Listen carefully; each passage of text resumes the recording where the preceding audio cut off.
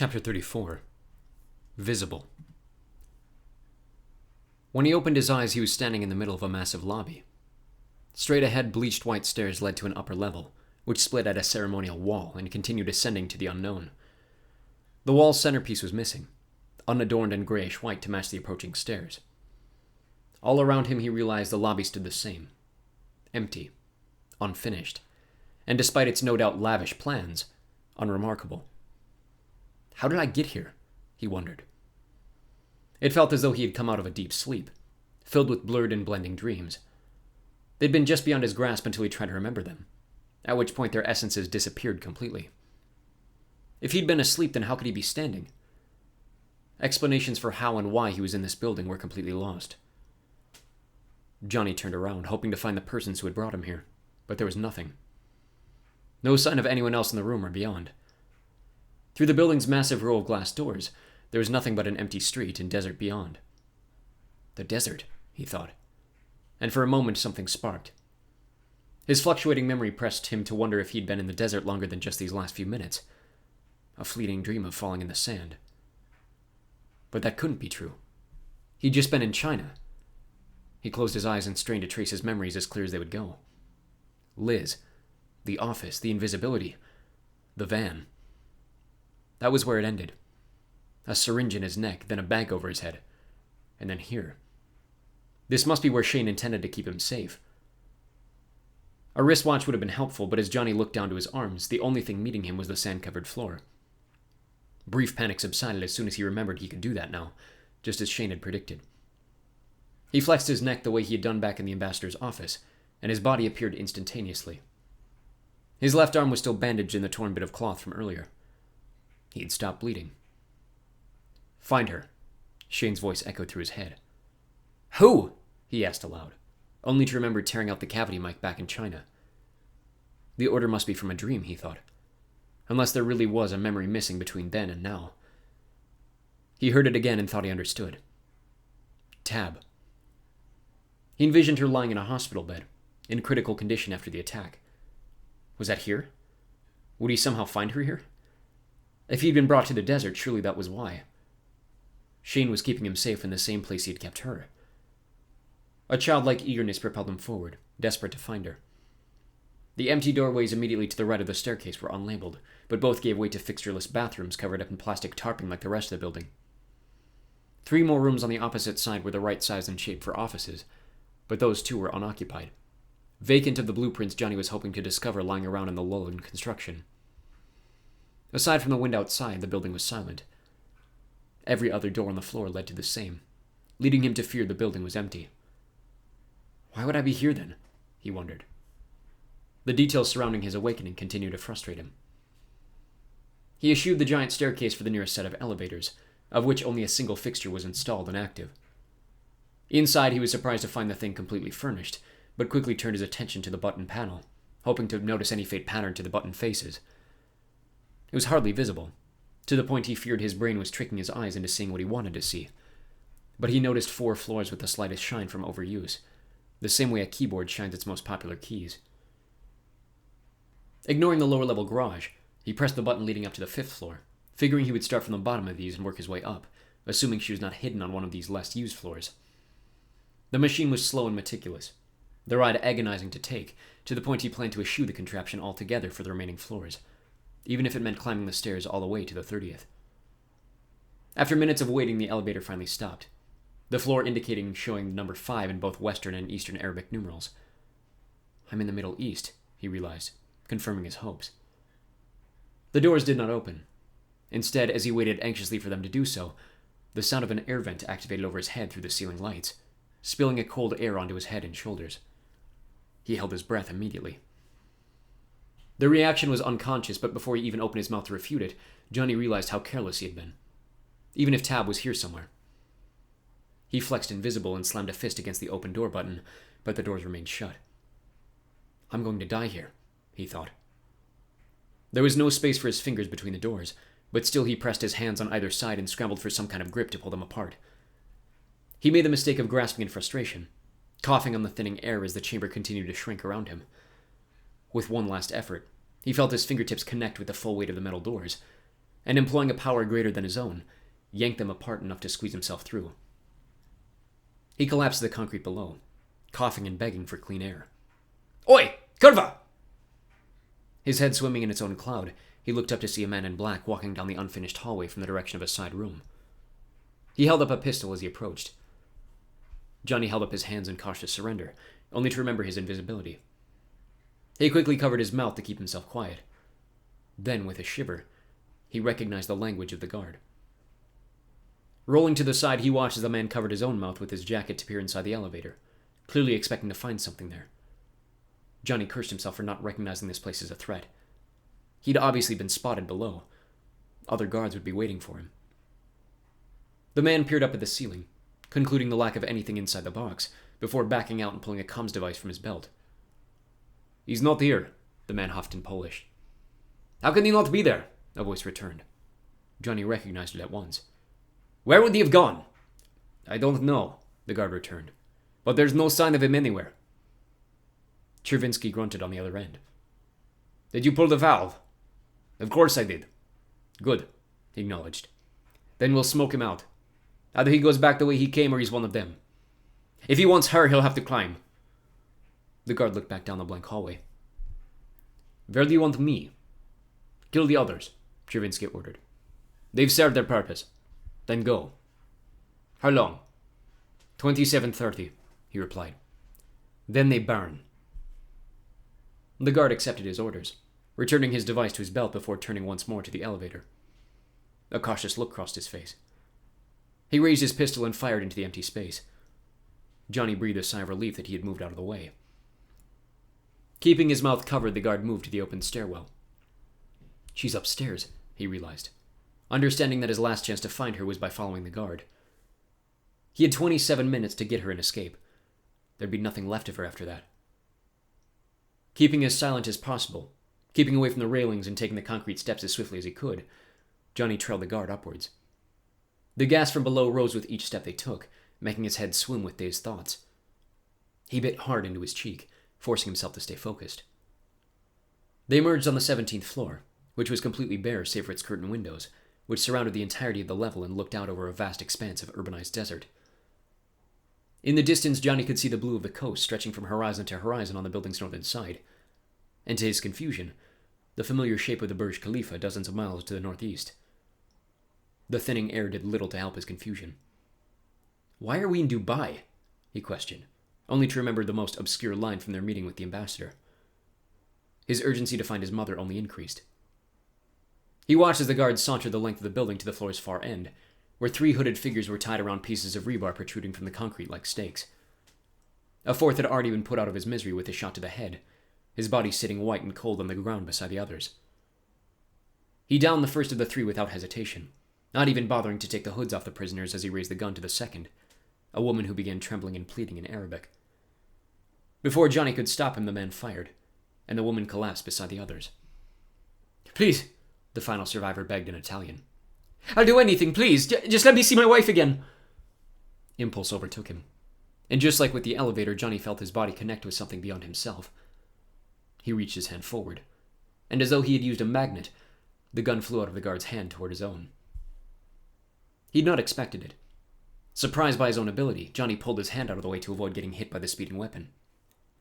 It flopped to the ground behind him and fired, a stray bullet hitting one of the windows, which refused to break. The guard swore again as the third man stilled in fear. Eyes turned toward the gun, and the guard bolted to reach it, bumping into Johnny as the pair tumbled to the ground. Unable to see him, the guard found and gripped his shoulders, rolling on top of him to land a punch into his transparent face. Johnny swung his leg upward as hard as he could possibly manage, drilling the guard in the groin, who collapsed in agony. Johnny turned to scramble toward the gun, only to feel the guard grab his ankle and pull so hard he worried his knee had popped out of its socket. The guard clambered over him, shoving his face against the concrete and kicking off his shoulders for good measure. With one last desperate effort, Johnny reached again for the gun, feeling that same sensation extend from his fingertips around the grip of the weapon, this time expecting its return to his hand. The gun shot across the floor. The guard turned again to follow, a look of panic confusion crossing his face as Johnny raised it and fired indiscriminately until the magazine was empty. The guard lay in a puddle of his remains, red bleeding into the cracks of the concrete. Johnny saw his own blood dripping from his nose to the floor. He touched his face and recoiled at the pain, knowing something was broken. The last survivor was praying frantically against the stake. Johnny removed the man's hood, but fear only turned to confusion.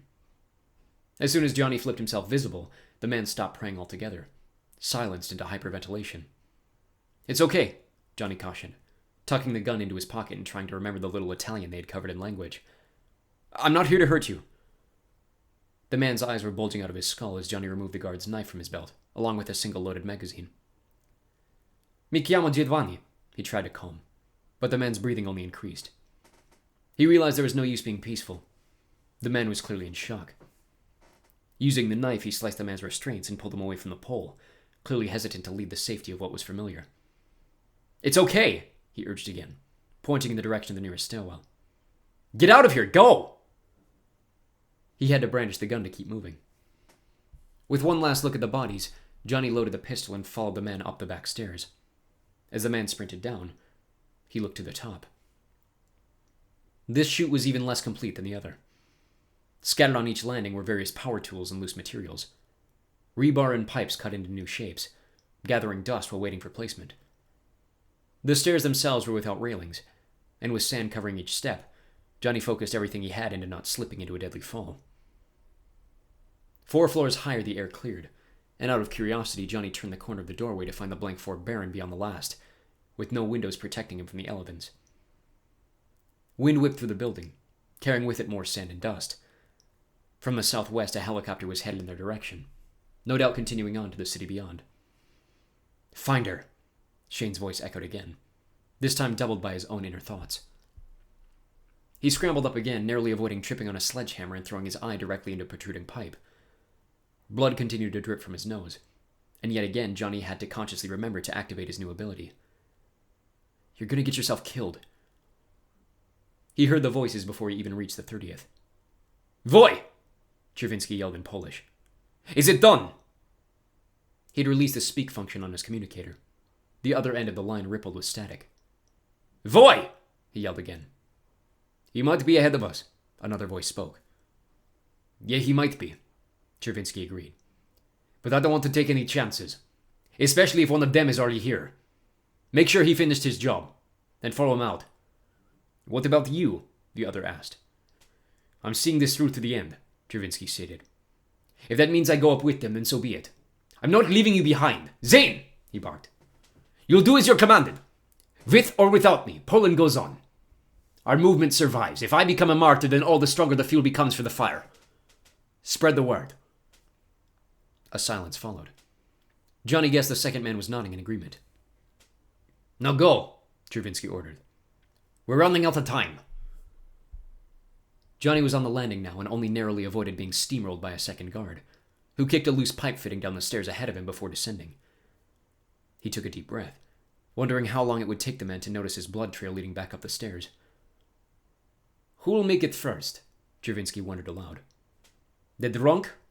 The outcast? Or your father?" "Your father?" Johnny puzzled, turning the corner carefully to stare onto the new floor. He stopped breathing. Milo Chervinsky was seated with his back to the corner, apparently weaponless. But where he expected to find his mother kneeling across from him, Emma's beaten face hopelessly stared out over the desert beyond, purple bruises lining her left jaw. Dressed in loose black, her clothes were torn in several places. Johnny was so confused, he lost all sense of purpose.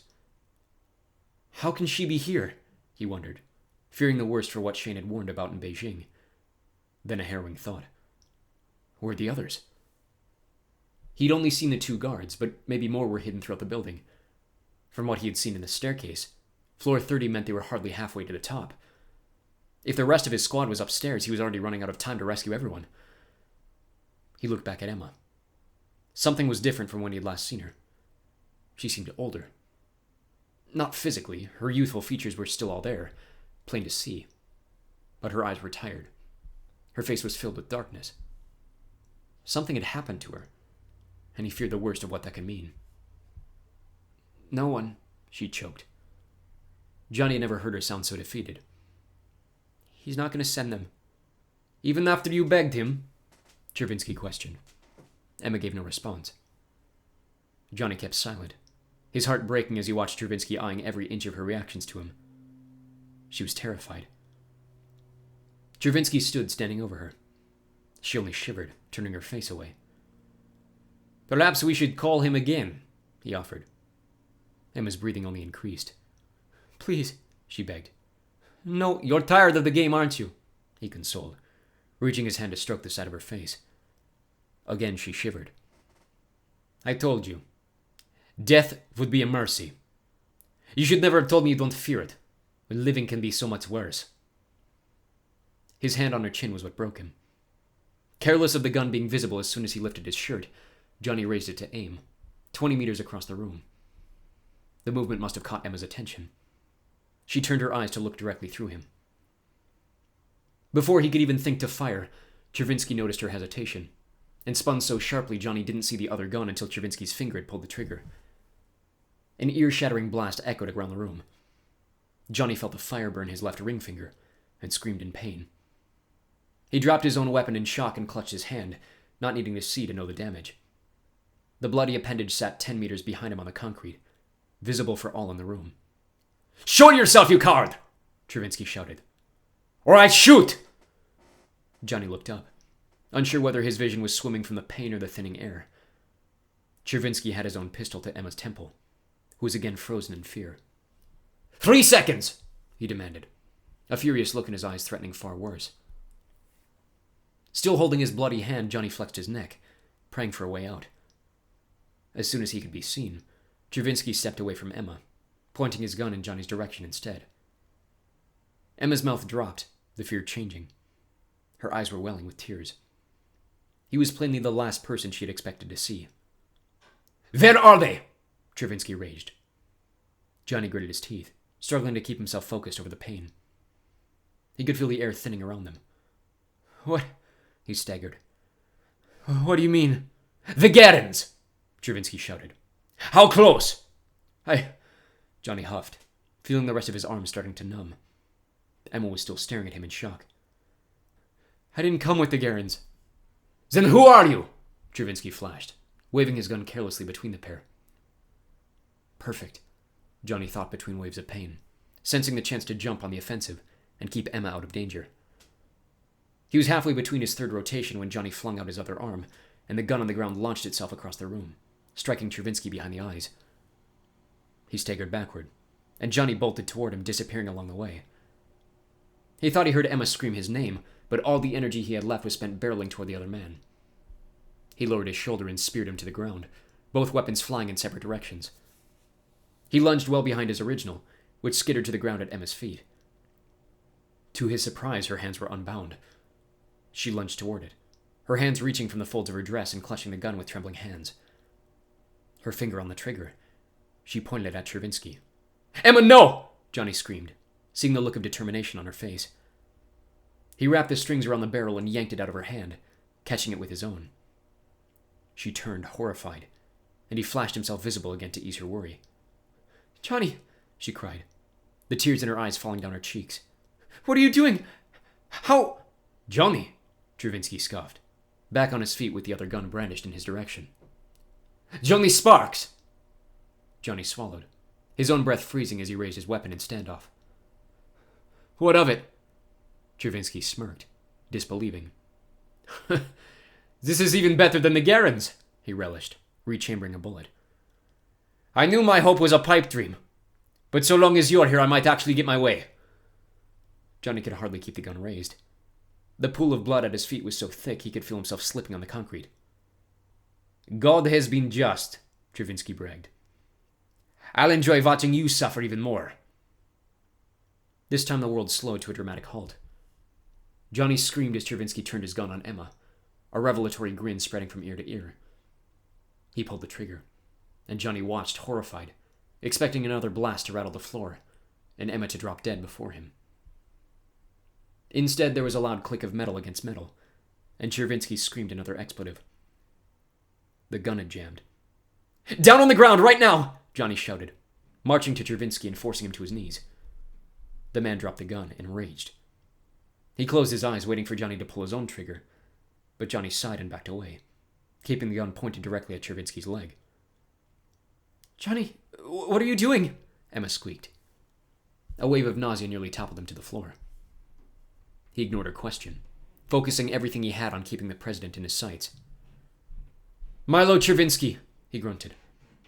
I'm arresting you on behalf of the International Radiation Effect Association for violating terms of the United Nations Conference on Disarmament.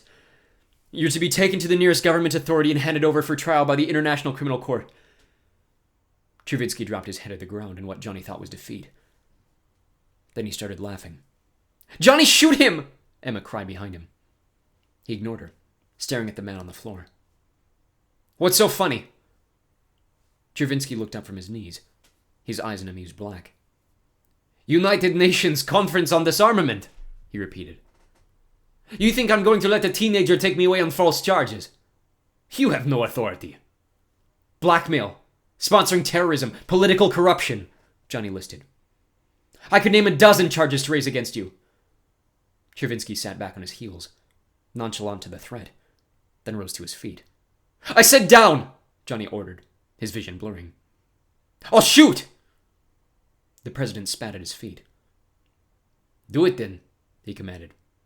All the better if I don't come out of this alive. Johnny heard Emma call his name again. I have no authority to execute you, he struggled. As for the ICC to determine. No authority, Chervinsky mused. Don't you work for her father? The man who tried to execute me in my own backyard. He was entirely right. Johnny struggled to find a reasonable response to the question. I'm surprised you didn't add self-sabotage to that list of charges, he offered.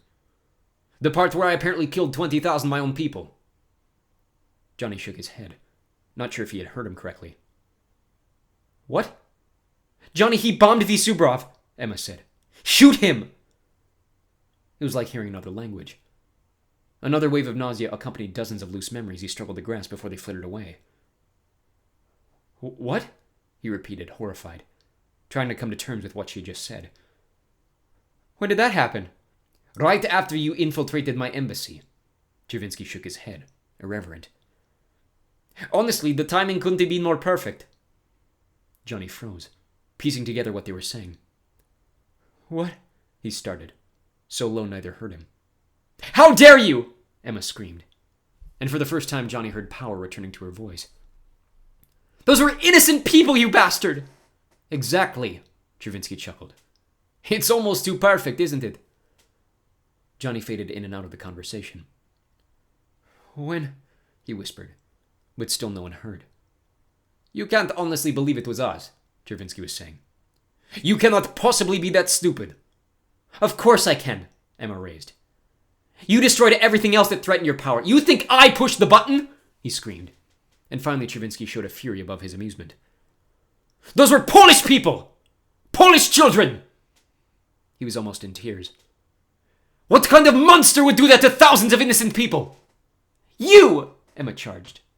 They were our people! You had your revenge the same as you're trying to do with me! Johnny's head was circling around the room. He could hardly breathe. Now do you see how easy it was to convince the rest of the world just that? Chervinsky scowled. Frame it as an inside job. Your father had me out of office within the week. Out of office? The words rang louder than the gunshot. Johnny's shoes were soaked crimson.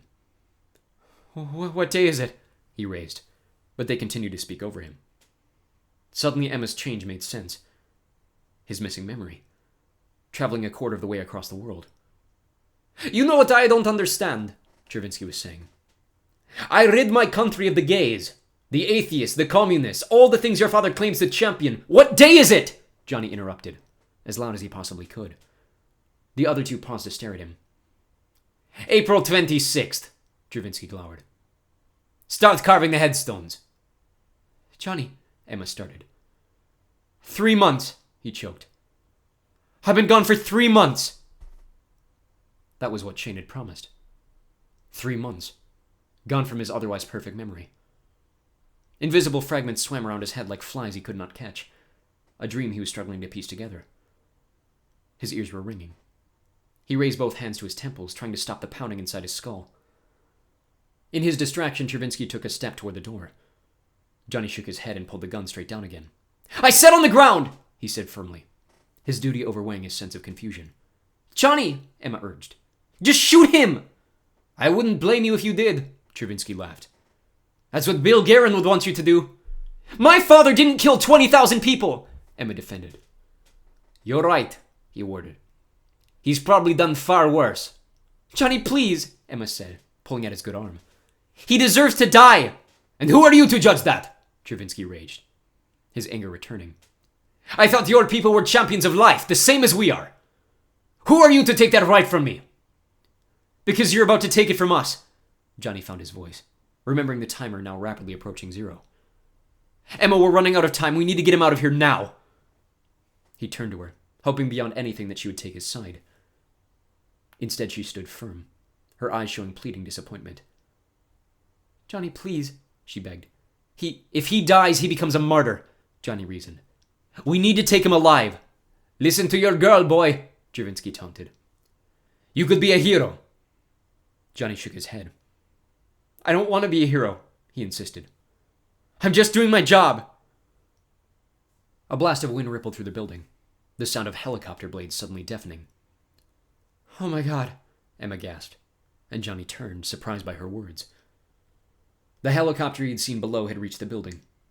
Its familiar white shape halted his breathing again.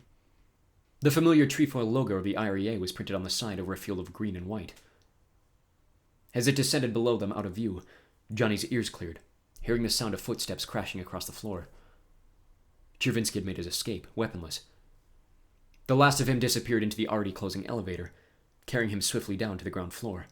"No!" Emma screamed, her attention having been diverted the same as his was. He grabbed her hand, a feeling he must have longed for all those months away sending shivers up his arm, temporarily distracting him from the pains in his hand and his head. "Emma," he affirmed. "They'll catch him. We'll catch him, I promise, but right now we need to get out of here." "But," she started. "Do you smell that?" he focused. "That's butane. And any second now, Chervinsky's going to light this place up like a torch. Unless you want to be a part of his plan, we need to..." The shivers shot through his body like fireworks. Emma pressed her lips against his with tears pouring down her face. When she finally pulled away, her mouth was stained red from the blood dripping from his broken nose. His vision blurred as soon as she took a step back, pain returning to his left hand. "Where have you been?" she sobbed, a mix of relief, anguish, elation, and resentment crossing her tear-strewn cheeks. He stuttered. "I don't know, She broke down, collapsing against his chest. Holding her was like nothing he had ever known, but a voice in his head was urging him on. "You," she echoed, her own thoughts apparently jumbled in shock. "Johnny, Jordan, Margot." Her face darkened. "Your dad..." "Emma, you can tell me everything as soon as we get to the helicopter, but right now we need to go." "But you..." He kissed her again, desperate to shut her up. She froze. "Emma, we need to go," he repeated. "Now." He didn't wait for her to argue. Instead, he yanked her arm as firmly as he could and pulled her to the back stairwell, desperate to escape before the inevitable firestorm. As soon as they passed through the open doorway, the trapped gas overwhelmed him. Emma coughed at it too. "Hold your breath," he commanded. "Breathe into your sleeve if you have to." He pulled her further on, his head swimming in blackness. 29, he counted, doing his best to keep himself focused on each step. 28. Emma's loose clothing was slowing them down, threatening to catch on tools spread across each landing. The shaft was drowning in so much of the gas, Johnny could no longer see the bottom. His own limitations were starting to compile. "Focus," he demanded, the pain having numbed so much he could hardly feel his left hand anymore. 23. He could barely breathe. His head felt like someone was inflating it beyond its limits. "I can't," he thought. "I can't do it." They were halfway between floors 21 and 20 when he stopped to voice as much to Emma. "Come on," she urged. "I can make it. So can you." "No," he wanted to argue. "Ah!" someone screamed, and a flash of black spun around the edge of the next landing. The sharpest pain Johnny had ever felt spread through his body. His vision began to blur. Breath caught in his chest but stopped before it could enter his lungs. Feeling consciousness slip from his grasp, he grit his teeth and tried to focus. The other guard was standing there with his eyes wide, disbelief spreading across his face, as though he couldn't believe it had actually worked. Johnny heard Emma scream his name again before instinctively shoving the man down the staircase. He tripped over his own feet, bouncing off the side wall and failing to catch his balance before stumbling over the edge. The crunch of his head reverberated up through the wall. "Oh my God," Emma repeated frantically. "Oh my God." Johnny could not speak. He could no longer feel anything. Emma's face was hardly more than an outline. "Johnny, no," she begged. "Please, God, no, stay with me." He turned his eyes to his chest, catching on a long metal pike protruding from just above his armpit. He could no longer feel his arm. "No, no, no," she was squealing. "Please, Johnny, stay with me." His body was numb. There was no pain anymore, just the sensation of floating as the butane continued to poison his system. "I'm all right," he realized. "I'm okay." In a daze, he watched what he understood to be Emma trying to remove the bar from his arm. It would not move. She broke down again, crying, before a fit of coughing overtook her. "Emma," he whispered, peacefully, unsure if his words were even audible. "Leave me. I'll be all right." "No!" she screamed. "No, I can't lose you again!" With every effort she must have had left, Emma draped him over her shoulders, carefully stepping down to the next floor opening. She collapsed as soon as they were through the doorway, desperately gasping for air as she kept low to the ground. "We'll never make it," he said quietly. "Emma, you have to go. There's no time." "I don't care!" she sobbed. "I'm not leaving you like that again!" The color faded from his eyes as she dragged him all the way to the southern edge, where they had seen the helicopter before. As soon as she dropped him, Johnny fell to the concrete, his breathing so labored he was surprised he was even alive. "I'm all right," he reassured. "I'll be with my parents soon." He tried to communicate as much to Emma, but his mouth was frozen open in shock, drool pooling beneath his cheek against the hard ground. His arm was turning blue. It was like watching his life fade away in third person, a viewpoint above his failing body seeing everything as it was, while the rest of him died. Emma was on the edge of the floor, waving down at the ground below and screaming for help. He had lost so much blood from his nose and arm, the color was almost completely gone from the rest of him. His hand had almost stopped bleeding entirely. This is it, he thought. This is what it's like.